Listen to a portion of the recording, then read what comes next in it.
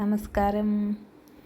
Last 2 ദിവസം, അതായത് republic ഡേയുടെ അവധിക്ക് ഞങ്ങൾ 2 ദിവസം കണക്ട് ചെയ്ത് നാട്ടിൽ പോയി കേട്ടോ.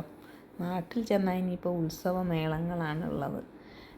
ഇപ്പോൾ അവിടെ തൈപ്പൂയത്തിൻ്റെ 10 ദിവസത്തെ ഉത്സവം നടന്നുകൊണ്ടിരിക്കുക നമ്മളെ വീടിൻ്റെ തൊട്ടടുത്തുള്ള ക്ഷേത്രത്തിൽ. അങ്ങനെ എല്ലാ ദിവസവും പ്രോഗ്രാമും മറ്റു കാര്യങ്ങളുമാണ്. അപ്പം ഞങ്ങൾ ചെന്ന ദിവസം രാത്രിയിൽ ഇങ്ങനെ പ്രോഗ്രാം കാണാൻ ഞാനും കിങ്ങിണി സിന്ധു, പിന്നെ നമ്മുടെ അയൽവാസി സരസമ്മ, സംസാരിക്കാൻ കഴിയില്ല, പുള്ളിക്കാരത്തെയും കൂടെ ചേർന്നിട്ട് നമ്മൾ പ്രോഗ്രാം കാണാൻ പോയാൽ ഞങ്ങളവിടെ ഒരു 8 മണിയായിട്ടുണ്ടാവും. അവിടെ എത്തിയപ്പോൾ എന്താണ്, എല്ലാ സീറ്റും ഫുള്ളായിരുന്നു.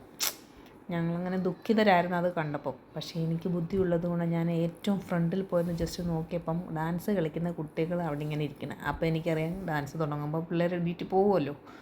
അപ്പോൾ ഞങ്ങൾ അവിടെ അങ്ങ് സെറ്റായി. അവരെണീറ്റ് പോയത് ഞങ്ങളവിടെ അങ്ങ് ഏറ്റവും ഫ്രണ്ടിൽ തന്നെ ഇരുന്ന് കണ്ടു കേട്ടോ. ആദ്യം തന്നെ അവരുടെ ഷൂട്ട് ചെയ്ത ഭാഗങ്ങളൊക്കെ കണ്ടു, ഡാൻസ്.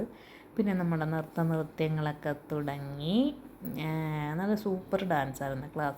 ക്ലാസിക്കൽ ഡാൻസാണ് കൂടുതലുള്ളത്. ഇടയ്ക്ക് 1-2 സിനിമാറ്റിക് ഡാൻസ് ഉണ്ടെങ്കിലും ക്ലാസിക്കലായിരുന്നു കൂടുതലുണ്ടായിരുന്നത്.